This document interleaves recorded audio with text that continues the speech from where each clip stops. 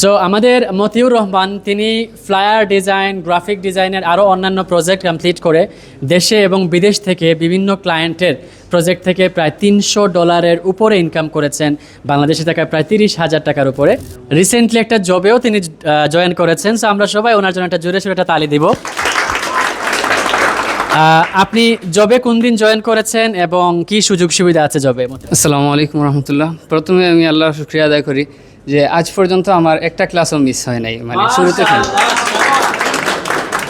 এটা অনেক বড় একটা অ্যাচিভমেন্ট যে একবারে ইংলিশ থেকে নিয়ে এখন পর্যন্ত একটা ক্লাসও মিস হয় নাই।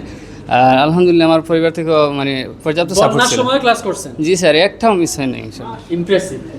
আর স্যার আমি প্রথমে যে কাজটা পাই, মানে বিগ প্রজেক্ট যেটা ছিল এটা ছিল দুবাইয়ের।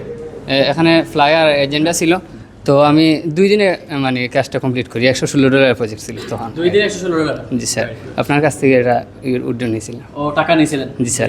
ঠিক আছে। জি স্যার, তারপরে আমি দেশে কিছু কাজ করছি।